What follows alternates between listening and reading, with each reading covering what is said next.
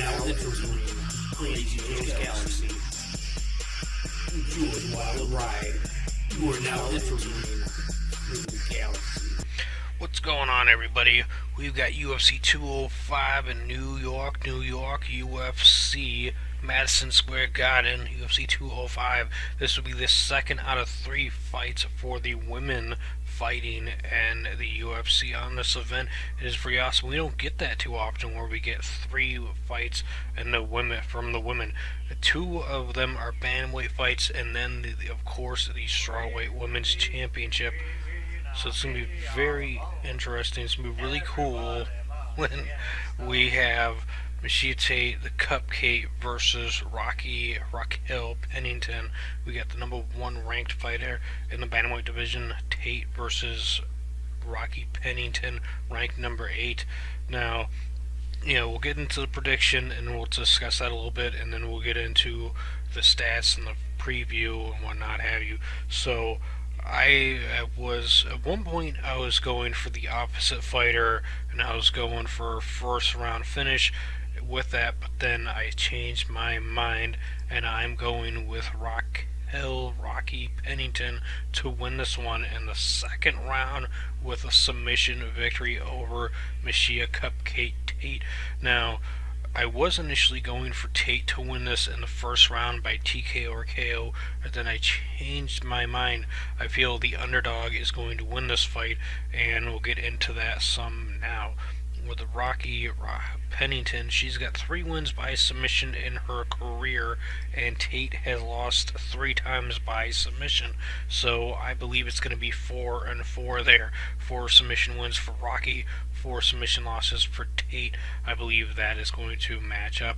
Now, Tate lost her last fight when she was the then champion against Amanda Nunes at UFC 200, and she lost that in the first round by a rear naked chokehold, which I was like, oh my god, I couldn't believe it. I picked Tate to win and retain over Nunes. I know Nunes is a badass fighter, but I just didn't think she was going to be able to overtake Tate, and she did. She beat her, and now she's the champion.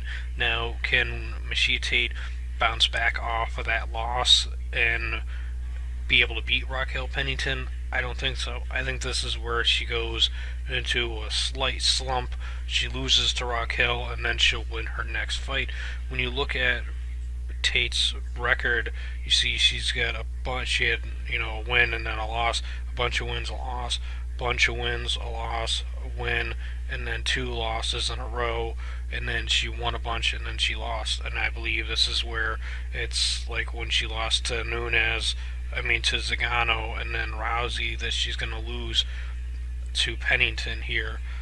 She does have a lot of wins, though. She got 7 wins, it says here, by submission, 3 by KO, TKO for Tate, and then 8 decision wins. And she's lost twice by KO, TKO, and 1 by decision, 3 by submission.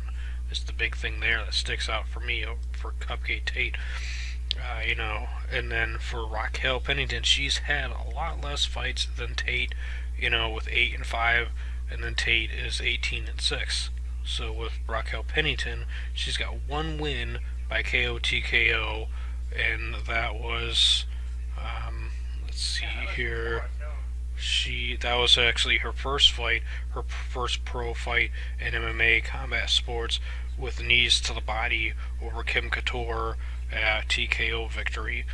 And then for her submission wins, she's got a guillotine choke over Raquel Pennington, and then she has a bulldog choke over Ashley Evans Smith, which was just an amazing submission. That was awesome. That fight was brutal. And then she choked out a former bantamweight fighter who is now in the strawweight division, Jessica Andrade. She could eventually be the strawweight women's champion someday, with how tough she is and how she was a big girl. She was a bantamweight and then she dropped down to strawweight. She wasn't that big. Bantamweights aren't big really when you think about it. But she beat her by a rear naked choke, and then her last 2 fights she beat Betha Carrera by split decision, which I think it really should have been a unanimous decision, and then she beat Elizabeth Phillips as well by unanimous decision.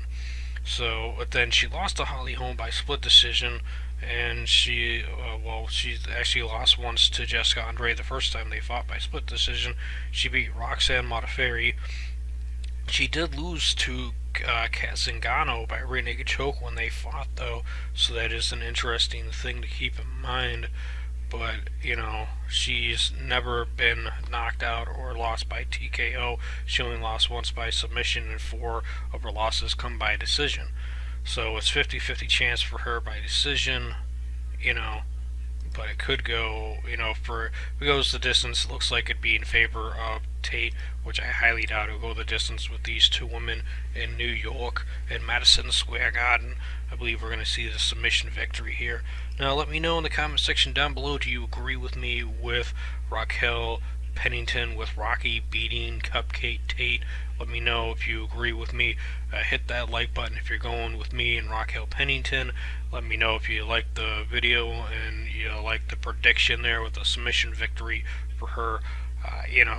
So, and if you disagree with me, let me know down in the comment section. Let me know why you're going for her Cupcake Tate. Do you think she'll win by KO, TKO, submission, decision? Or you think she'll give Rocky Pennington her first KO or TKO loss of her MMA pro career?